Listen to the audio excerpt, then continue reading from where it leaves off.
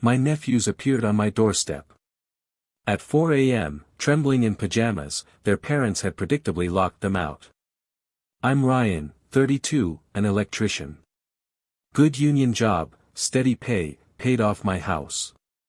Nothing fancy, but it's mine, and I built it from the ground up.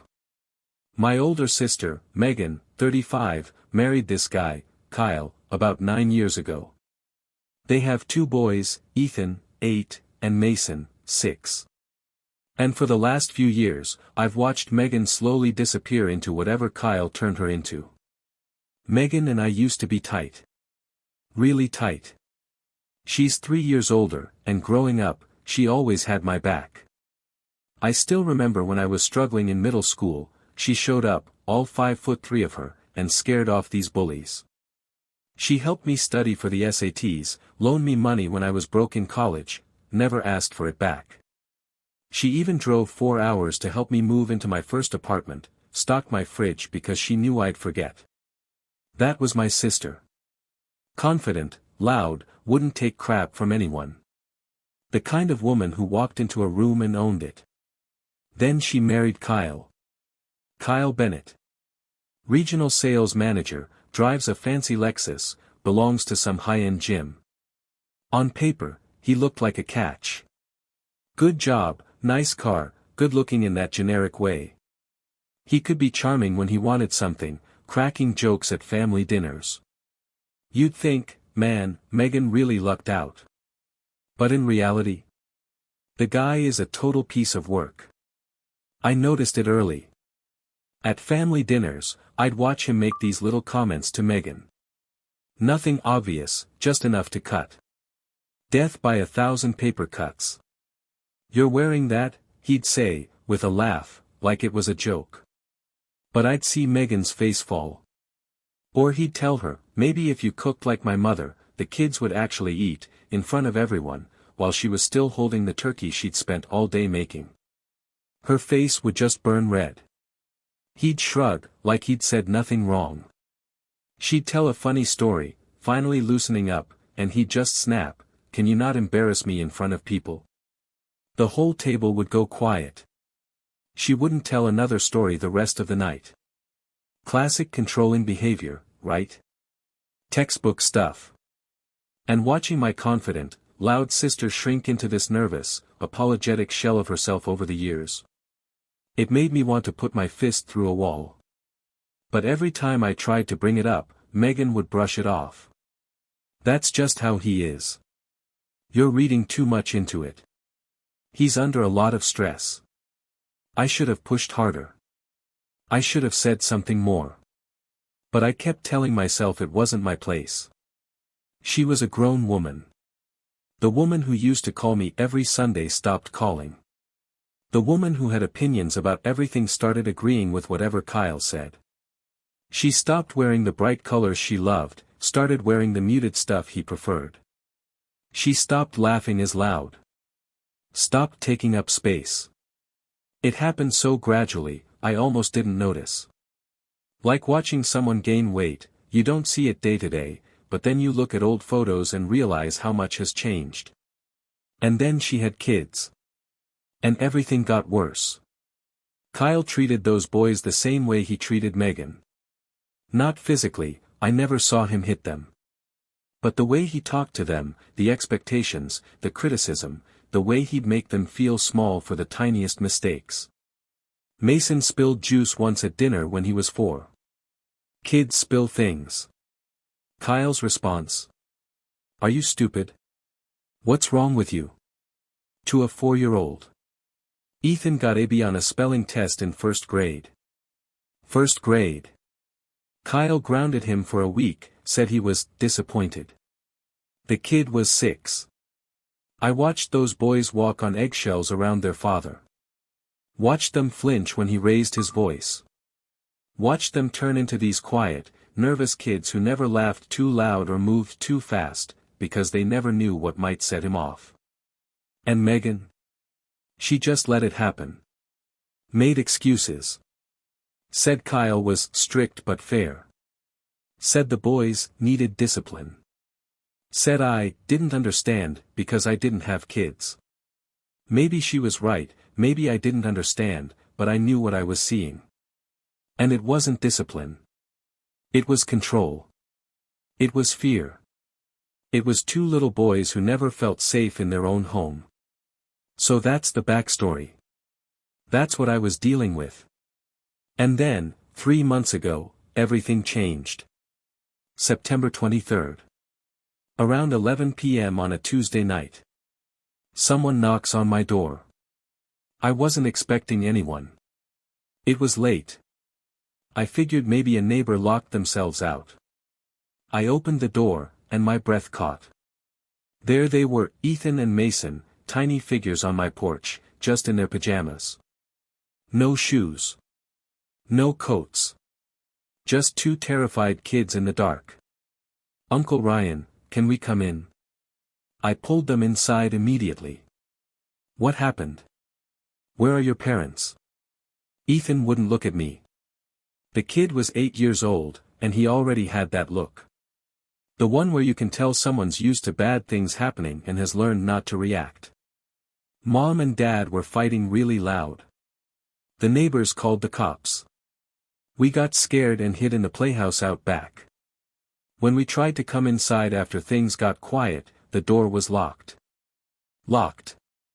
Their parents were fighting so loud, the neighbors called the cops. And afterward, instead of checking on their children, they locked the doors and went to sleep. Let that sink in. "How long were you outside?" Ethan shrugged. "Maybe an hour." We kept knocking, but nobody answered. An hour. In September. At night. In their pajamas. I kept them overnight. Made them pancakes in the morning, the good kind with chocolate chips, because those kids deserved something nice. Called Megan around 9 a.m. "Oh my God, Ryan, I'm so sorry." Her voice was thick, like she'd been crying all night. We didn't hear them. We were exhausted and fell asleep. They were locked out, Megan. They walked 6 blocks to my house in the middle of the night. It was an accident. They shouldn't have gone outside in the first place. I actually had to pull the phone away from my ear for a second because I couldn't believe what I was hearing. They were scared. You and Kyle were screaming at each other loud enough for the neighbors to call the cops. What were they supposed to do? Silence. Then quiet. "We're working through some things. Marriage is hard. This isn't about your marriage, Megan. This is about your kids being safe. They're fine, Ryan. Stop being dramatic. I'll come pick them up." And I let her. Like an idiot. I watched her load those boys into her minivan and drive away. And I told myself it was a one-time thing, a mistake. It wouldn't happen again. She'd learned her lesson. I wanted to believe that so badly.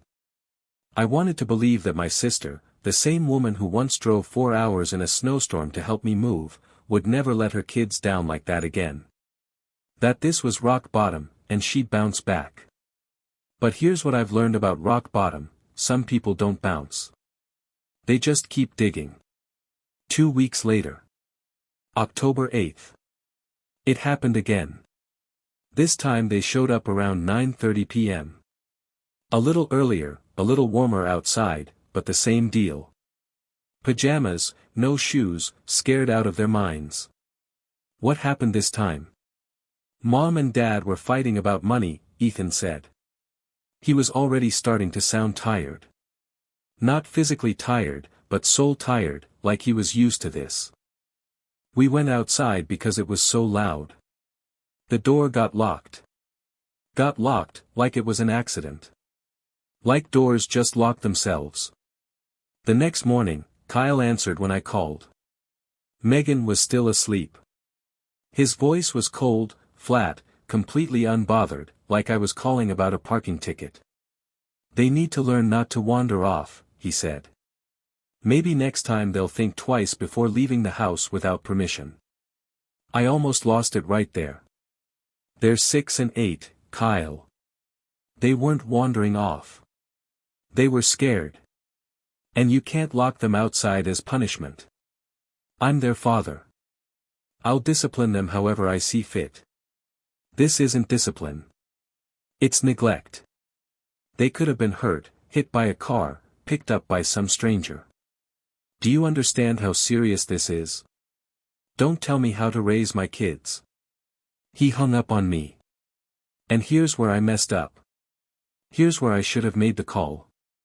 But I didn't. I told myself Megan would wake up. That she'd see what was happening. That some maternal instinct would kick in and she'd protect those boys the way she used to protect me. I gave her another chance. And she blew it. November 17th, 4:03 in the morning. 36 degrees outside. And someone's knocking on my door.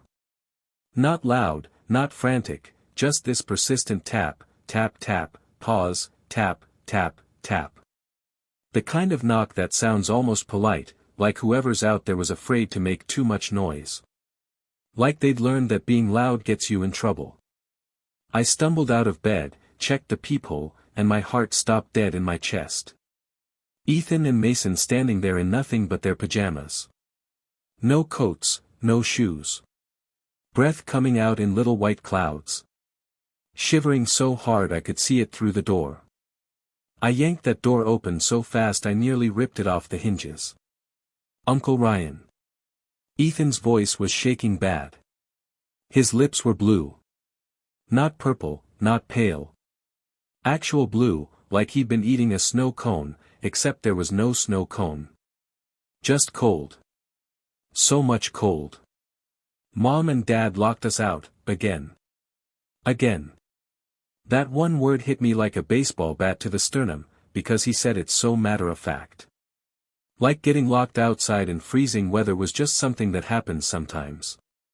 Like it was normal. Get inside, both of you. Now. They shuffled in. Both of them shivering so hard their teeth were chattering. Mason's Spider-Man pajamas were soaked with dew from the grass. His little feet were bare and dirty, leaving wet prints on my hardwood floor. Ethan wasn't much better. His pajama pants were too short, and his feet were caked with mud from walking through God knows how many yards to get here. I grabbed every blanket I had, from the couch, the closet, even pulled the comforter off my own bed, and wrapped them up like little burritos. Cranked the heat to 78.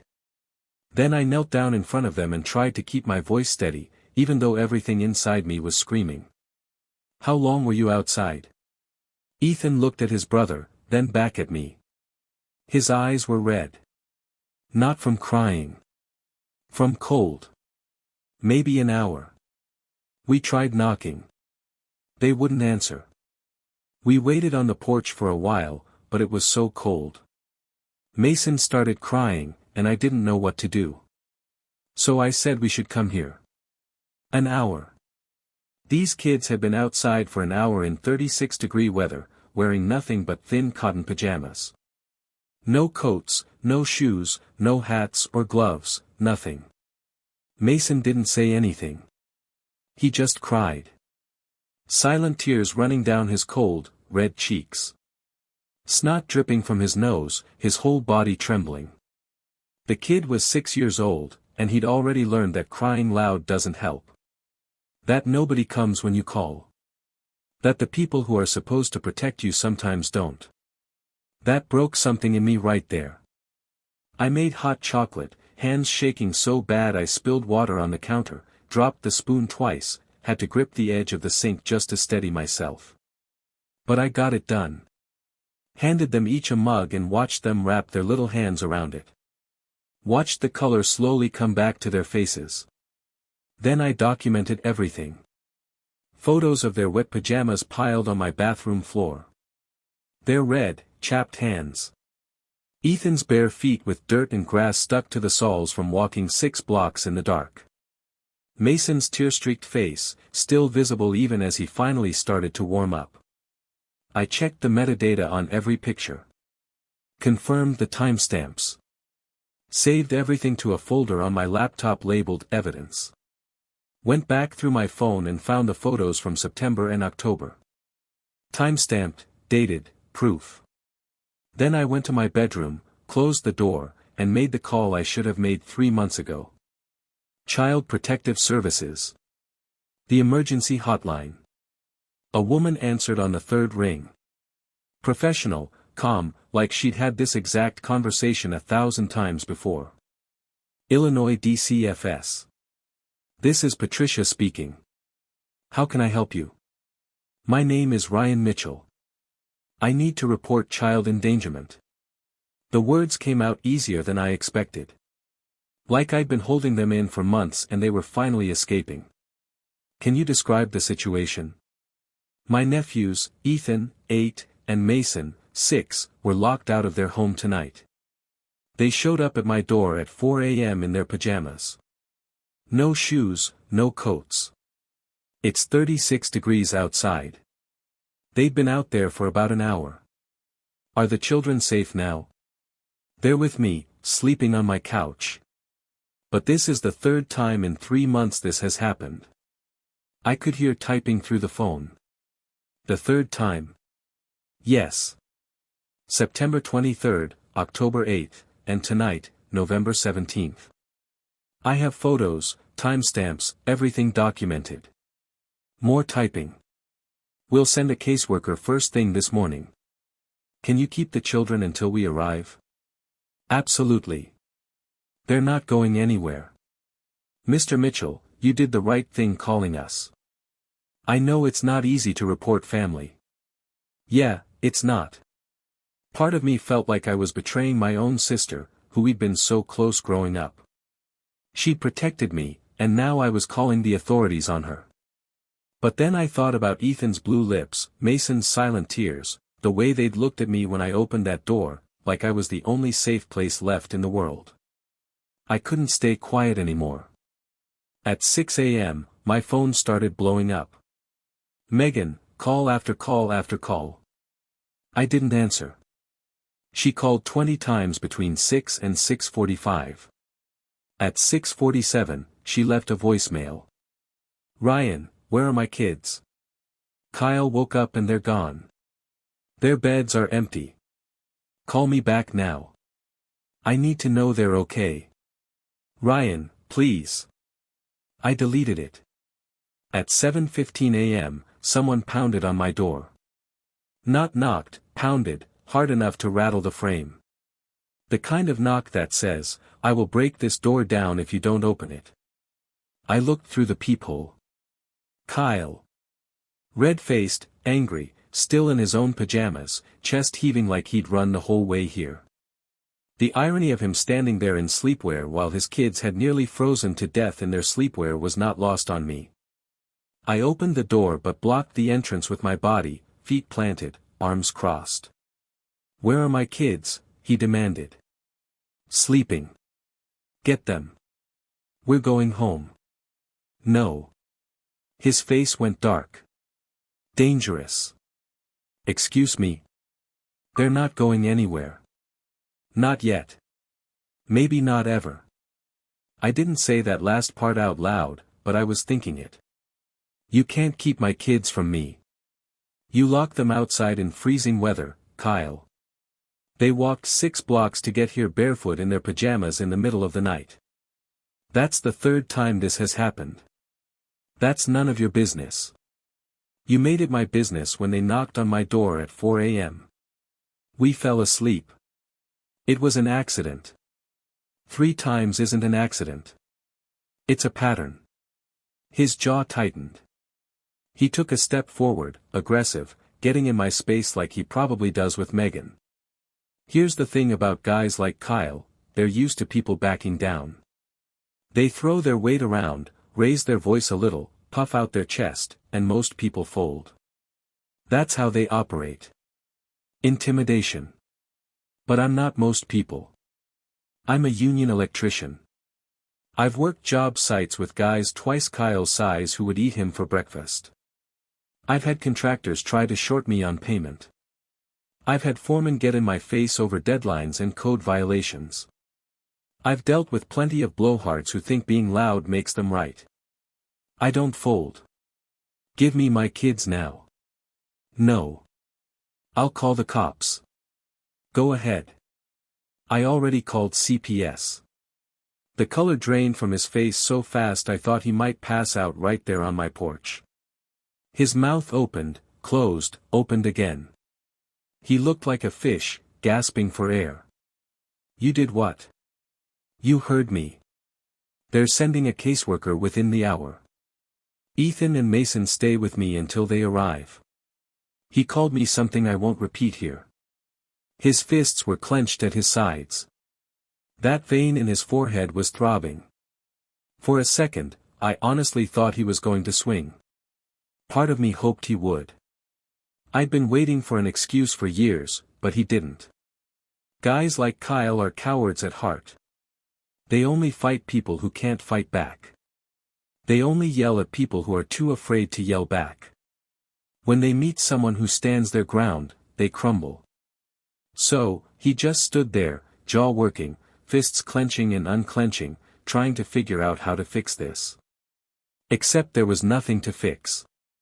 The wheels were already in motion. Get off my porch, I said, before I call the police myself. He stared at me for another 10 seconds. Then he turned and walked away. Didn't say anything. Just walked. I closed the door and let out a breath I didn't know I was holding. My hands were shaking, but not from fear, from adrenaline. From the realization that I just changed everything. The caseworkers arrived at 8:43 a.m. Two of them, Patricia Reyes, mid-40s, calm and professional, and her supervisor, David Webb, a quiet man in his 50s with reading glasses and a notepad, who took notes constantly. Mr. Mitchell, we spoke on the phone. Thanks for coming. Can we see the children? Ethan and Mason were awake by then, eating cereal at my kitchen table. Lucky Charms, Mason's favorite. They looked up when the caseworkers walked in. Small, scared, but alive.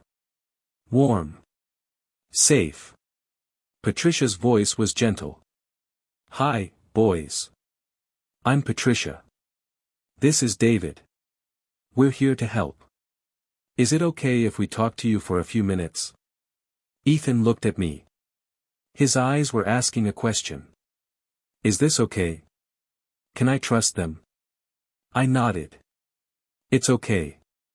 Tell them the truth. All of it. They interviewed the boys separately. Ethan first in my living room, then Mason in the kitchen.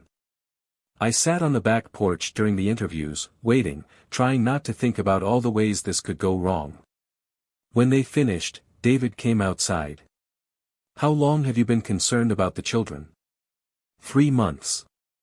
Since the first time they showed up here. And you didn't report it then? I thought it was a one-time thing. My sister apologized, said it wouldn't happen again. I wanted to believe her. But it did happen again. Twice more. Each time worse than the last. He wrote everything down. I showed him the photos, the timestamps. September 23rd, October 8th, November 17th. The progression was damning. Each incident later at night, colder outside, more dangerous. Then Patricia came out. Her face was neutral, but I could see something in her eyes. Something heavy.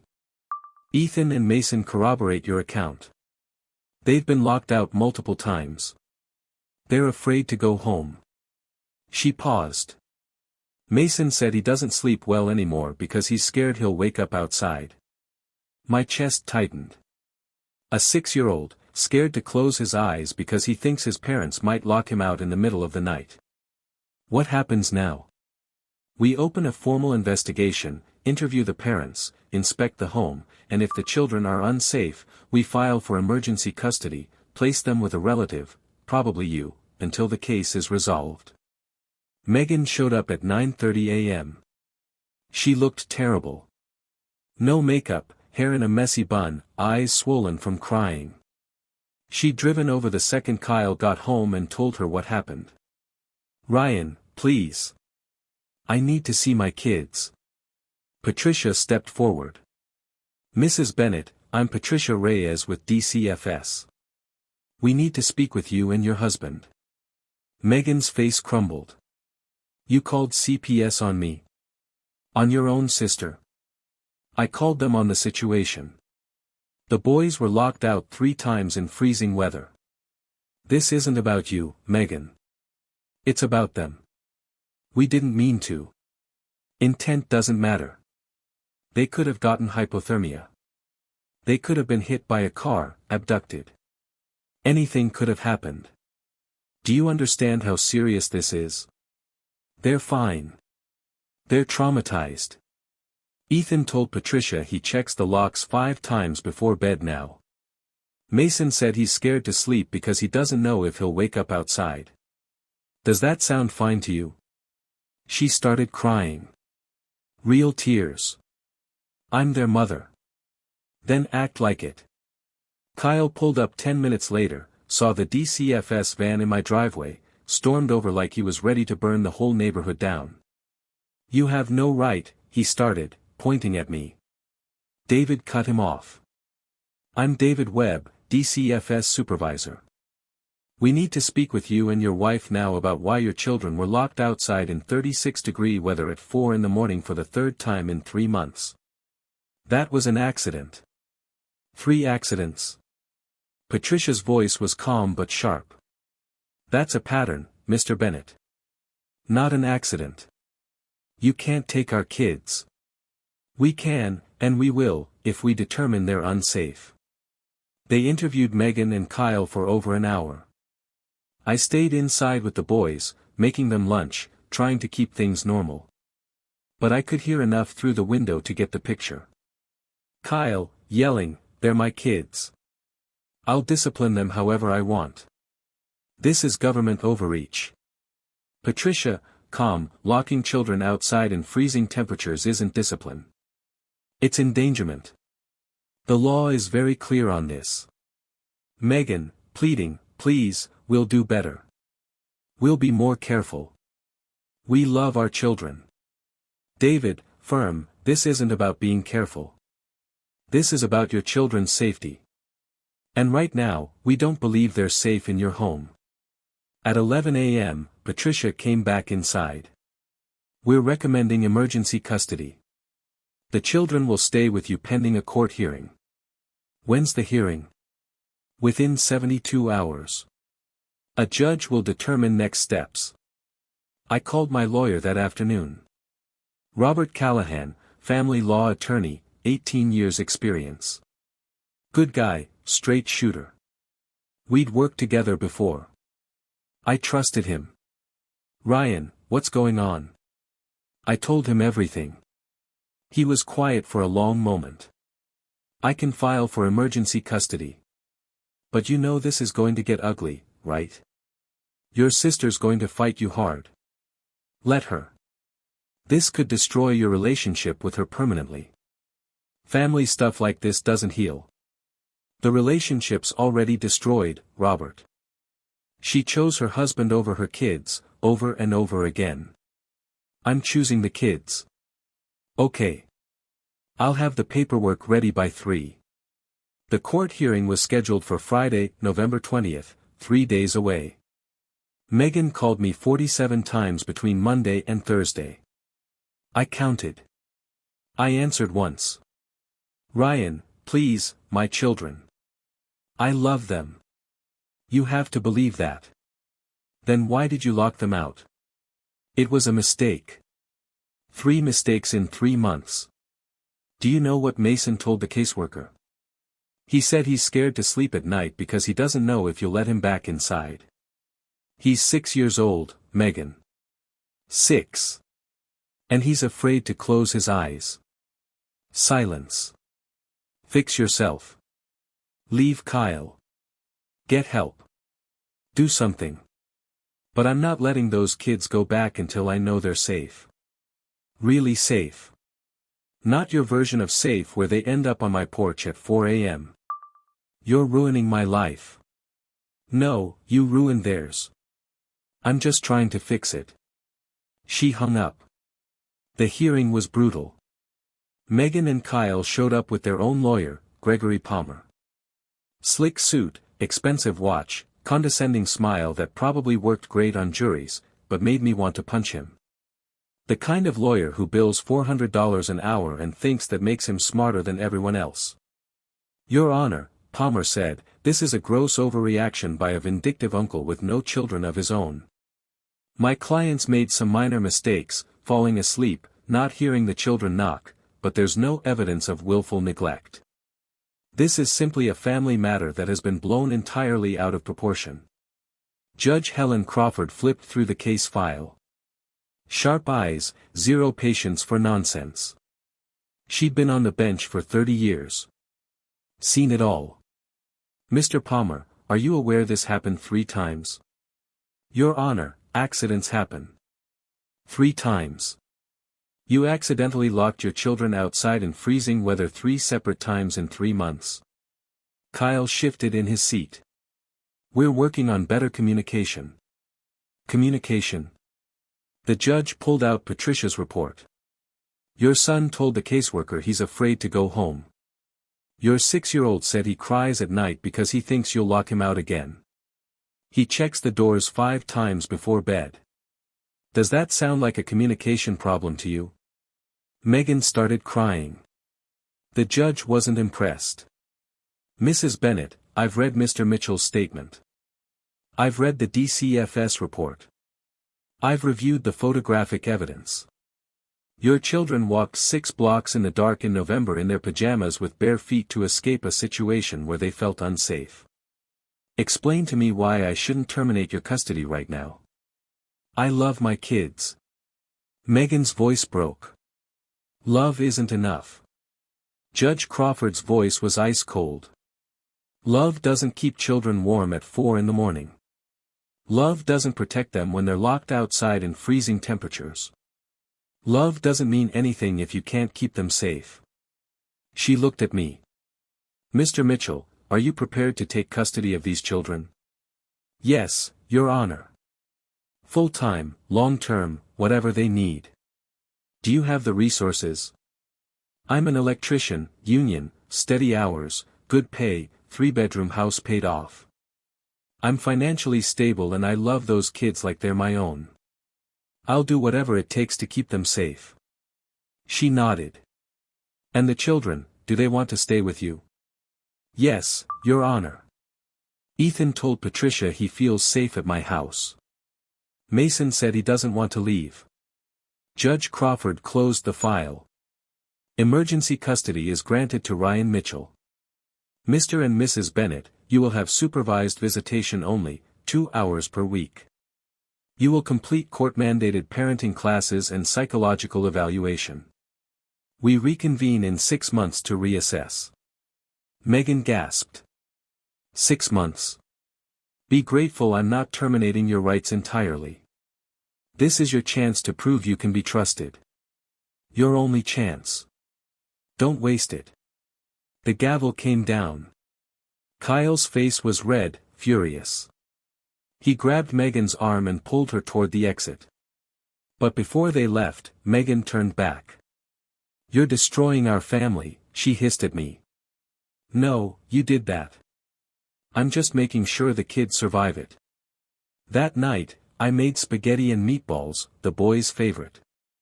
We sat at the table together, and for the first time in months, nobody flinched at a loud noise. Nobody checked the locks. We just ate dinner like a normal family. So, I said, we're official now.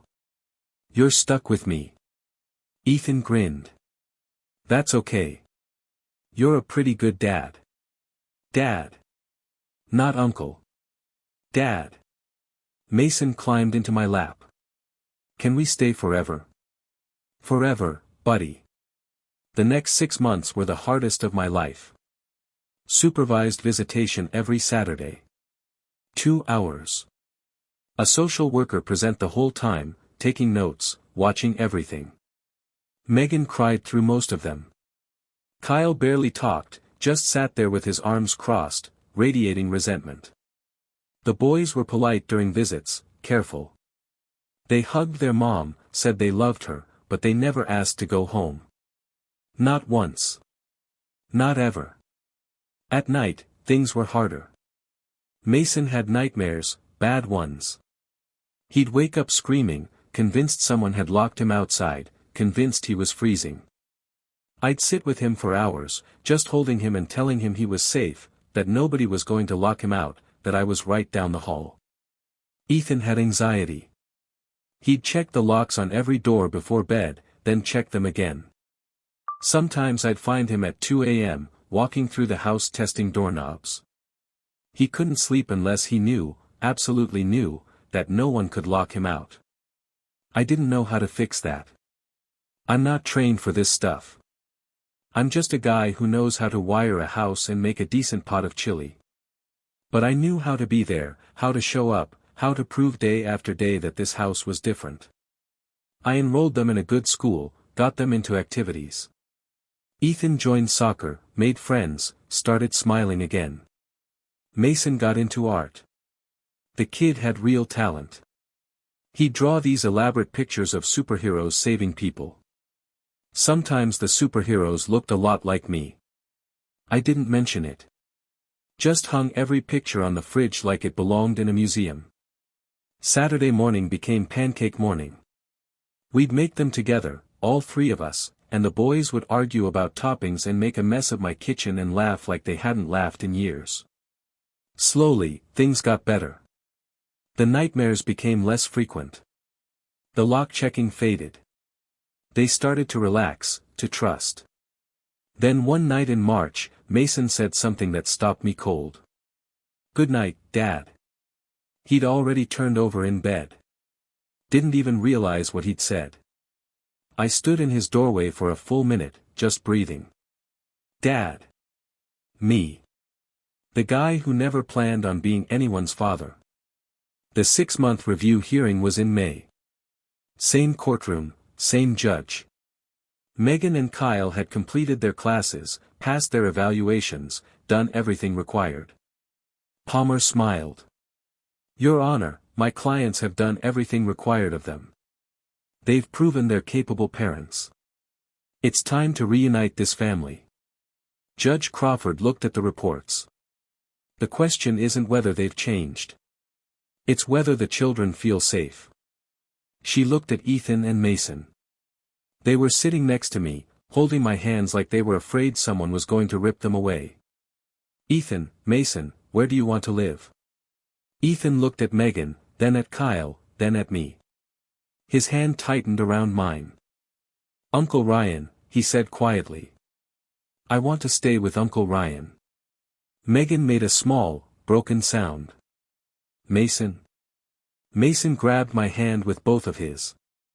"I want to stay with Uncle Ryan because he doesn't lock us out, and he makes us pancakes, and he always answers when we knock." Judge Crawford closed the file. "Permanent custody is granted to Ryan Mitchell." Megan stood up. "No. They're my children. They were your children, but you failed to protect them multiple times. The children have expressed a clear preference. I will not force them back into a situation where they feel unsafe." The gavel came down, final. The next 2 years went fast. I converted the spare bedroom into a proper room for Mason. Bunk beds at first, because that's what he wanted. Said he'd seen them in a movie and thought they looked cool. Then I finished the basement so they'd each have their own space, their own rooms, their own doors with locks that they controlled. Ethan picked blue paint for his walls. Not just any blue. This specific shade called Midnight Storm that he found in a magazine. Kid had specific taste. Mason wanted green with glow-in-the-dark stars on the ceiling. Took me 3 weekends to get those stars positioned just right. Worth every minute when I saw his face the first night he slept in there. Ethan made the travel soccer team. I drove him to practices 3 times a week. Sat in a folding chair on the sidelines every Saturday. Yelled myself hoarse at his games. Some of the other dads gave me weird looks at first, the single guy with no ring who showed up with 2 kids. But after a few weeks, they stopped looking. After a few months, we were grabbing coffee together before games. Ethan scored the winning goal in the regional semifinal. Trophies still on the mantle, probably always will be. Mason got into a gifted art program at the community center. His drawings went from stick figures to actual portraits in about 6 months. He made one of me for Father's Day. I framed it, hung it in my office. Every time I look at it, I think about that night he showed up on my porch with blue lips and bare feet.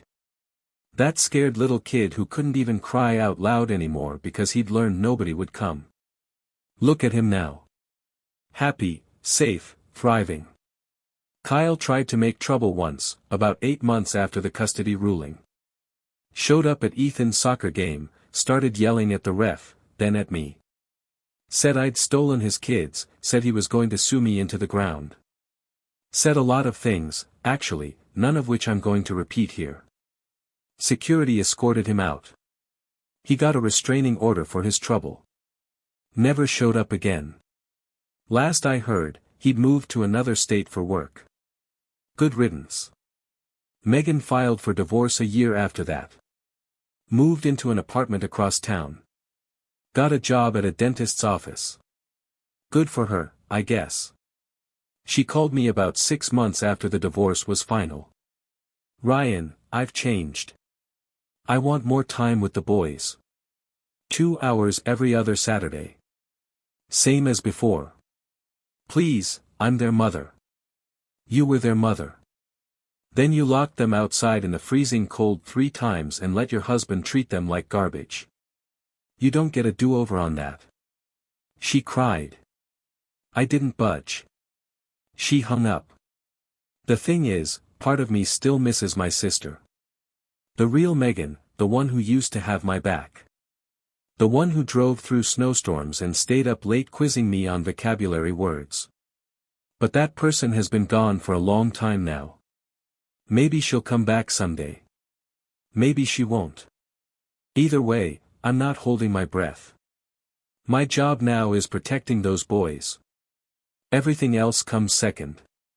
The boys kept doing their Saturday visits. Megan showed up on time, tried to make conversation, brought gifts.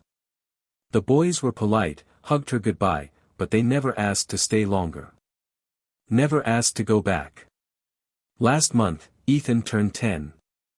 I threw him a party in the backyard. 15 kids from his soccer team. Bouncy house. Enough pizza to feed an army.